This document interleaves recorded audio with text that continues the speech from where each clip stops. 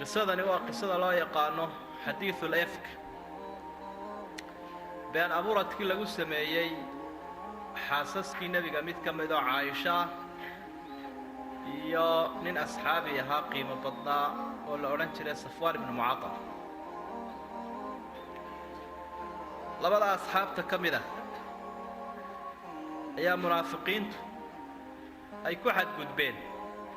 tobaneeyadan aayadood baa soo degay iyada oo labadoodaba Ilaahay u bari yeelay qisada si kooban haddii aynu dul marno saxiixana way ku sugan tahay Caaisha ayaa ka waramaysa kolay duruus badan iyo cibrooyin badanna way leedahay waxay leedahay markuu nabigu calayhi salaatu wasalaam safarka u baxayo xaasaskiisu u qori tuuri jiray si qorigeedu ugu soo baxo uu safarka ugu kaxaysto sidaasaana wanaagsan oo dee qofkii duruuftu ay u saamaxayso waa dhowrsoonaan bay u tahay nin weyni wehelkii kama maarmee waa ku dhowrsoonaanaya dagaal baa loo baxayay dabcan dumarkuna dee qaybtoodun bay ku leeyihin oo kolay colka wax u kariyaan iyo dhaawac daweeyaan iyo biyo soo dhaamiyaan iyo qaybtooday qaadanayaan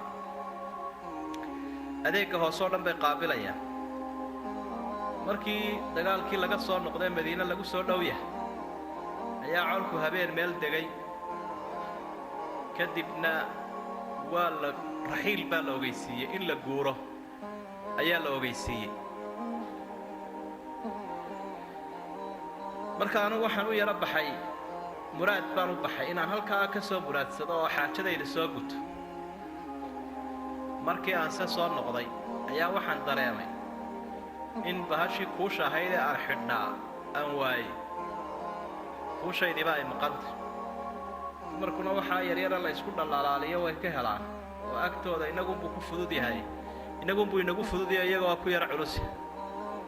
waxaa la yar gashadaa oo ilaahay baa yidhi waman yunasha'u fi lxilyati wahuwa fi lkhisaami hayru mubiin waa dad lagu barbaarinayo oo lagu korinayo oo lagu kobcinayo qurux waqti kalena sida sababta ay u ahayd aayadda ku soo degtay suuratul maa'ida waxay Caaisha kulay xidhnayd baa intay ka gooday awrka hoosteedana gashay awrka hoostiisa intii la daydeeyay ayaa dadkii biyo la'aan iyo duruufi ku timo aayaadka ka warramaya gebagabaysiga Ilaahay soo dejiyay taasina mawduuc kale ah waa kii Abubakar baa ku canaanayo lahaa ma bahasha yar baa dadka waxa niftay المهم markii dambe bahashii waan soo helay laakiin colkii baa tagay bit colkii oo dhan waa goost ila waa col tubku jooga hoos si dhaqsaa u talaabsanaya waxay markaa dumarku lahayn wax hawdad la yiraahdo oo wax yar oo buul yar asturan oo awrka dushiisa la saari jiray kiina ragu baa qaadood saaray yaanuna qof weynba maan hayna culuso wuxuu lay moodayeen inaan dhex fadhiistay wax badanna ma aan jirin oo dumarkan waxa burburan cunay lagu naaxo wadanaan ahayna dee xinjir celis u baahay wuxuu leeyahay waxaan ku gaajo beeri jirnay waxaan cuni jirnay ilaa Caaisha muuqaalkiiba bixinaysa waxaan ka fikiray dee qof caqli badan baa haydo kulay inay colku soo noqon doonaan oo la waayi doono meeshii la igu ogaan baa sii fadhiistaan isyar duuduubayba intii xijaabku soo degay kadibna waa ahay ninkan oo raacda reebaha ama colka dabada iska raacinay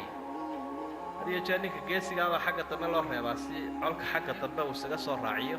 ama raacda reeb uu noqdo wixii calaw wixii soo dabagalaya ayaa igu soo baxay kadibna waxa uu arkay qofkan meesha jiifay laaban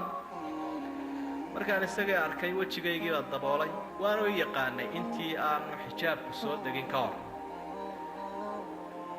تفاصيل كلامه قالنا استرجاع مسمى إنا لله وإنا إليه راجعون ورمحاسك النبي قال ماشي لقيته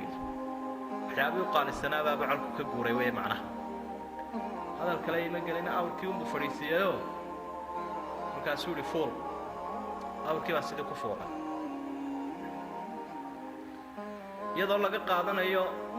وجهك أستوري دي سمر والبيني وناكسنت وجهك يجي أنا أستوري ذا لا مركوني كاسيد أجنبي قاعد يصابح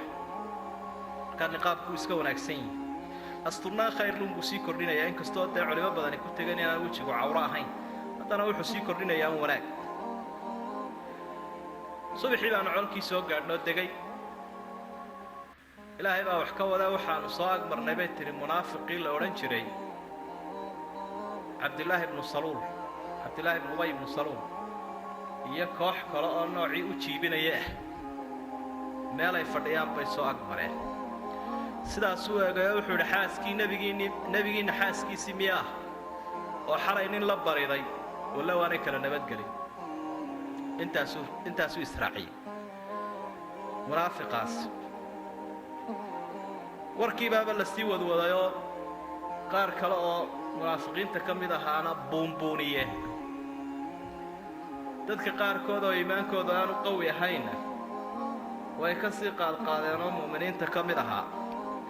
markii madiine la tegay aniguna waabaan bukoodoo bil baabaan jiifay bay tii bishaana dadku naxligan iyo nuxuustaasunbay daldalayeen oo lalahaa waxaasaa la sameeyey waxba kale anugu dee maan dhuudhaasayn oo qofka wax dhuudhaasaa waa qofka shakisanay ilaahay bay siciid u tahay xaaladaydu caadi bay iska ahayd halkaygumaa ku asturnaa waxaase yaro shaki gelinaya markuu nebigii ilaahay yimaado nebi maxamed oo ninkeedii ay isjeclaayeen ayuunbaan ka yaro waayey naxariistii iyo xanaanadii iyo dabacsanaantii wuu soo galaa hawna wuxuunu idhaa kayfa tiikum tiinnii waa sidee barbal ka warrama odayaasheennu markay islaamaha yara jikaarayaan baa waxay idhaahdaan tii qoyska iyaga halkan joogta tadaasi waa hooska tuur kadibna wuxuunu idhaa innaguna waynu idhahnaa tii heblaayo horta xaggay qabata tii heblaayo meeday wuxuunu idhahdaa kayfa tiikum bal tiinnii ka warrama arrintaasi shakiday igu abuurta war maxaa talow dhacay wakhti dambuunbaan soo yar madax qaadayoo islaan kalun baanu israacnay nin mistax laydhaa hooye u ah waxaannu doonaynay bannaanka inaannu ku soo xaajoonno bannaanka waxa geeyeyna way ka jawaabto oo waxay tidhi arrinka yagu kii carabtii horeo kalu ahaa waxaannu karaahiyaysan jirnay xamaamka iyo suuliga la gelaya iyo meesha waxaannu jeclayn bannaanka in loo baxo weli maanaan gaadhin bay tidhi wakhtigaa xadaaradda iyo xamaamka iyo maanaan jeclaynba reer miyiga nin ka mida baa dacaayey nin reer miyigaa isdacaayadeeyo kii reer miyiga ahaa baa yidhi maxaad ka sheegaysaa reer magaalku sow ma aha nimanka guriga u kaadi taga iyagoo bannaan ilaahay haysta dooxaa haysta ayay kaadida kula noqdaan buu ihi saxarada gudiga nimankaasaad ii sheegaysaa buu anaa waxaa fiicnaa buu leeyahay haddii uu maaragtay qashinkan tuurayo dee inaanu gurigii geynin bannaan geeyo markaa waxay leedahay dhaqanka iyagu kaa carabtii hore bannaanka la jeclaa buu ahaabay tir waxa halkaa i geeyey annagoo islaantii wada soconno oo soo noqonnay ama islaantii unbaa kelmadi ka soo yeedhay bay tii inta yara turunturootun bay tihi alla mistax halaagsan mistax baa hoogay mistaxu waa inaan keeni maxaad u habaaraysaa ninka wanaagsane qiimaha badan baan ku idhi bay tii ee beder dagaalkii la odhan jirayna xaadire ee qaaliga ah islaamuna wuxuunba iska sheegaan oo dee sirtu dumarka kuma badna taadan dhoohani miyaanad ogayn isaga iyo saaxiibadii waxay sheegeen waaba inankeedii hadda kane waxaan ka sheegayso oo maxay sheegeen dee balaaye baaskiiba ii taabatay bay tidhi munaafiqiintu wadwadeen eena lagu cambaaraynayo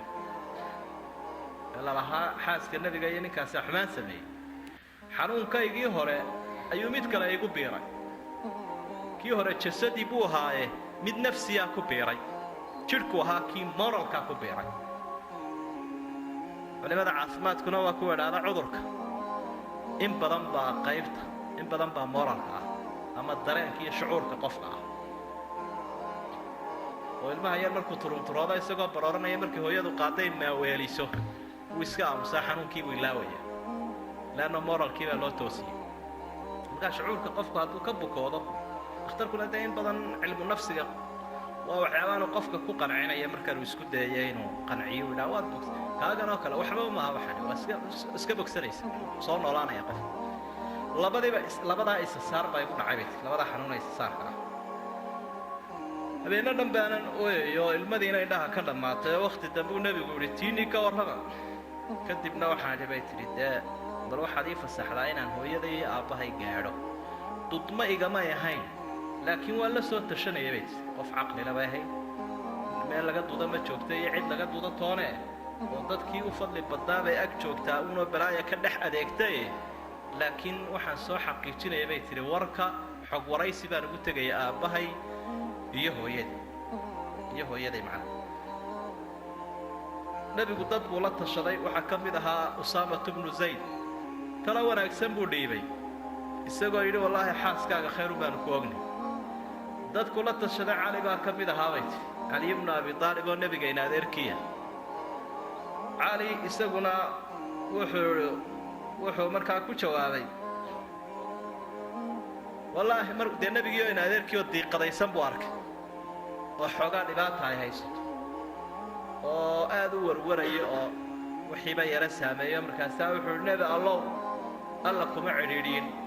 dumarka caasho ka soo hadhayna way badan yihiin dee bal warayso jaariyaddana cali halka laga raacay halkaa ayay noqotay oo markii fitnadu asxaabta dhex dhacday dee caashi mucaawiyay la soo safatay arrimaha dumarka aad baa la ysaga ilaaliyaa mabuu sii fogaana intaasun buuli iyaduna hoostay ka xariiqday nebigu calayhi salaatu wasalaam arrinkii markuu sidaa u sii fiday mimbarkaasuu fuulayoo asxaabtii buu la hadlay bay tidhi wuxuu leeyahay warragow nin dhibaatadiisii aniga iyo ehelkii iyo asxaabtaba ay gaadhay talow yaa naga qabta asxaabi baa hadlay asxaabta ka midoo sacd bnu mucaad la ydhaah dee hadduu qoladanaa suldaanka u ahay beeshanaa suldaanka u ahay hadduu ka mid yahay waxbaanu ka qaban doonaa buuli waxbaanu ka qaban maahay qoortaan ka jarin beeshanaan xukuma hadduu yahay kow baanu kaga sii ee noo sheeg qoladan kale walaalaha iyo beesha kalena haddii uu yahayna dee adigaana amriyo waan u arrimin doonaa sacd bnu cubaada halkaa ka soo booday wuxuu yidhi maya taadun ka hadalade ninba beel buu suldaan u yahay sayidulkhasraj nimanka reer khasraj aniga ayaa madax u ahoo suldaan u ahe afaaraha ha geli meelaha beeshaadun ka hadal suldaamadu waa khatar arrinkooda hadduu yaro waxayso nin wanaagsan buu ahaa ayay leedahay caaisha laakiin waxa yar qaaday uun xoogaaga qabyaaladda ah kiina nin baa ka soo horjeestay nin kalena kiibuu ka soo horjeestay buuto wareen waaba la jaafaajirqo muran baaba ka dhacayoo waaba la isku boodi garo markaa fakhafadahu nebigu wuxuu warbalkaadiya maryaane warbalkaadiya halkiibuu tiisiiba ku dhaafayoo dadkii unbuu isku dayay inuu kala dejiyo iyada arrintu sidaa tahay ayaa nebigu calayhi salaatu wasalaam mar labaad buu igu soo noqday markuu halkaana ka soo yaro caal waayey agtayduu fadhiistay xaafaddii baan markaa joogaa aabbahay iyo hooyaday gurigoodii baan joogaa shahaadadiibuu fatashahad macnaha waxa weeyaan khudbaddii buu ku dhawaaqay oo amaa bacd yaa caaisha khudbaddaad ayuu jeediyey oo caashay dee waxaan haddii aad qabto iska qiro ka dambe ilaahay baa kaa dhaafi doona haddaad beri ka tahayna dee ilaahay baaba ku beri yeeli doona haddii aad qabtana ilaahay dembi dhaaf weydiiso ilmadii baan joojiyo markaa aabbiyo hooya ayaa midba mar ku idhi bal iiga jawaab rasuulka mid waliba wuxuu yidhi aabba iyo hooyo abubakar iyo xaaskiisa dee maxaan idhaahdaa afkiibaa juuqda gaba eh waa meel dab munaafiq shida eh maxaan idhaahdaa dee mid waliba wuu iska aamusay maca abubakaroo faseex waa iska aamusay iyadii baa dabeetana waxay tidhi hadalkii baan u baxay aniga oo aan daadayduna weynayn qur'aankana wax badanba aan akhriin kadibna waxaan idhi wallaahi haddaan isberi yeelo kuma qancaysaan haddaan qirta adigoo beri ana waaba laga yaabaaba in arrintani ay idin qanciso warkan wax ka midiina waaba laga yaaba qalbigiinna inuu ku sugmay oo si uun dareen u galay arrinkaygu wuxuu ku urursan yahay siduu nebi yuusuf aabbihii yidhi yacquub sidii uu yidhiba xaajadaydu maraysa fa sabrun jamiil wallaahu almustacaanu calaa maa tasifuun arrinkaygu waa inaan sabir qurux badan u sabro oo munaafiqa iyo beliya baaskiisa ku sabro ilaahay baana laga kaashadaa waxa daldalayo waan ku qanacsanaa inaan beri ah waxaan rajaynayaa inuu ilaahay tusiyo nebi maxamed manaam uu igu beri yeelayo laakiin waan iskala miisaan yaraa oo maan u arkaynin inuu arrinkaygu gaadhsiisan yahay inuu ilaahayba qur-aan igu soo dejiyaba uu igu beri yeelayo heerkaa waabaan iskala hooseeyey iyadoo halkii la isla aamusay oo arrinkuba jiq taagan yahoo nebigiina aamusay soddonkiisii iyo soddohdii iyo gabadhiisii iyo wixii oo dham isla aamuseen ayaa ilaahay jawaabay subxaanahu wa tacaala war jawaabtaasi maxay nagu fiicnay marar badan inuu tan ilaahay u kala markhaati furo aad bay u wanaagsanaadahay waase ilaahay waa markhaati furayoo dee waxigii oo cadcad baynu haynaaba wax walba sii caddeeyeyba oo qisadaniba ka mid tahayba qof beriya in lagu been abuurto ama wax qalada qof sheegay in loo heli karo tusaale marka dhididkii qaban jiray nebiga marka waxyigu ku soo degaya ayaa qabtay waxyigii waxa ka joogsaday waxyigii kadibna wuxuu yidhi caaisha ay bushaarayso abshiri ya caaisha aabba iyo hooye waxay idhaahdaan si kacoo nebiga u kaco isu taag ilaa qofka bushaaro sida waa loo degdegaa waana la soo dhoweeyaa marka waxa ay tidhi wallaahi anigu ilaahay un baan u mahadnaqaya ilaa waa odaygeedii nebiba ha ahaadee islaanina waa tii odaygeeda si uun isugu yaro xariifiso intaa isxariifinta ah waa loo ogol yahay odaygii iyo islaantii iyo nebigiiba way iskaga aamuseenoo inantii u kici weyda nebiga lagulama yaabin waxaa soo degay markaa aayaadka halkaa ka bilaabmaya ina aladiina jaa-uu bilifki cusbatun minkum ilaa aakhir alaayaat arrinkii kolkuu halkaa maraya abubakar inantiisii la beri yeelay munaafiqiintii iyo dadkii u jiibiyey ololow abubakar ku qaaday siiba nin mistax la odhan jiray oo nebigu uu biilka siin jiray oo ehelkiisa ka mid ahaa ayaa ehelka abubakar ka mid ahaa oo abubakar baa biilka siin jiray ayaa wuxuu idhi ma biilkii baan siin jiray ma inantaydiibu waxaa la wadwaday ka qayb galay miyaa dukaanka u ka jooji saacaddaa laga bilaabo waa bilaabiil abubakar baa xayraankii halkaa kula kufay ilaahay baa abubakarna u jawaaba wuxuu idhi walaa ya'tali ulu lfadli minkum waasacati an yu'tuu uli lqurba waalmasaakiin ila aakhir aaya alaa tuxibuuna an yakfira allahu lakum wallaahu gafuurun raxiim aayadda tafsiirkeeda waynu gaadhayeen dadka adduunka iyo awoodda lihi teeyay masaakiinta iyo qaraabada wixii ay siin jireen ka jarin buu lahay miyaydaan jeclayn buu lahay inuu idinka idiin dhaafo dee idinkuna u dhaafa dadka haddaa ilaahay cafiska doonaysaan dee cafiska idinkuna bixiya oo waxay idinku sameeyeen iska cafiya abubakar baa yidhi ilaahay cafiskiisa waan jeclaha baana loo soo celiyey ninkaa odayga abiilkiisa qisadaas saasa ka cibarkaynu ka qaadanaynaa waxa weeye geedka munaafiqa la idhaahdaa inuu meel walba ka taagan yahay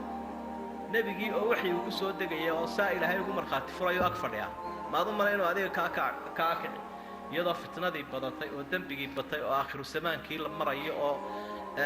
gaalkii munaafiq iska dhisi jiray uu meesha marayo munaafiq suuqiisu ma yara munaafiqa suuqiisu berigaa soo xidhmi waayey ma yara laakiin waxaa lagu qiyaasayaa dee daliilku waxa uu tilmaamaya waxaa kalaynu ka faa'idaysanaynaa qofka mu'minkaa waxyaabaha lagu dhibaya inay ka mid tahay isagoo beri ah in saama la daba jiidayo durbaannana la daba garaacayo lana ceebaynayo oo waxaanu qabin lagu ceebaynayo waxyaabaha markaa qofku la doonayo inuu ku sabro ayay ka mid tahay oo dee nebi maxamed baaba calayhi salaatu wasalaam la tilmaamay inuu waalan yahay gabayaa yahay khuraafaad wado masxuur yahay uu sirxan yahay ayaaba loo quudhayba marka taasina waa sunnada adduunyada ka mid tahay aliflaami maxasiba annaasu an yutrakuu an yaquuluu aamanaa wahum laa yuftanuun dee iimaan bilaa fitnaaha filina baa ilaahay qofka diintiisa iyo iimaankiisu ay qawi yihiina ka run sheega waa la fitnaynaya oo dicaayadda iyo cayda munaafiqa waa lagu fitnaynaya marka taana la iskaga sabro waxyaabaa laga faa'iidaya weeye waxa aynu halkaa ka qaadanaynaa oo kale waxa hadalka la idhaahda iyo ishaacaadka iyo dembiga inaan lagu degdegin macnaa hadalka dadka dhexdooda ku faafa lagama mid noqdo kuwa sii wadwada ceebtanina waa gaadhay asxaabta raggii mu'miniinta ka qayb qaatay sida xasaan iyo mistaxan iyo waxaa laga jaray 80kii qadafka asxaabi qaaliyaba ha ahaado laakiin markii dembigii ku caddaaday nebigu uu soo joojiyo 80kii jeedal baa lagu dhuftay laakiin munaafiqan suldaan buu isu dhigayoo dadkiisiibuu iska masaakiintaabuu dhexda ku martay tallaahi buu maanigiibaa lay taabanaya sow beesha reer hebel sharaftooda wax loo dhimi maayo haddii dhangad laygu dhufto waa ragga iga row dabeedna wuu iska daayay nebigu calayhi salaatu wasalaam wuxuu isu eegayaa maslaxadda ku jirta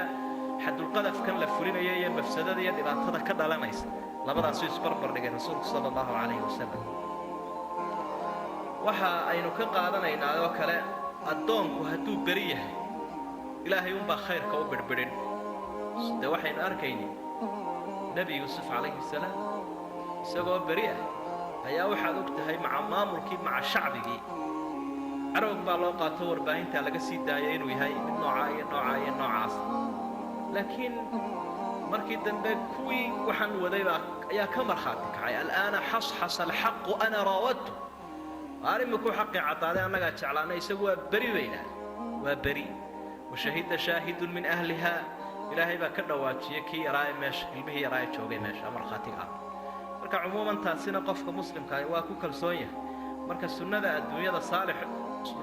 waxa weeye saalix inuu ku dhiban yahay kolba dhan laga soo galaba qisadu waxyaabo badan bayna tusinaysaa marka lasoo kooba intaas ahay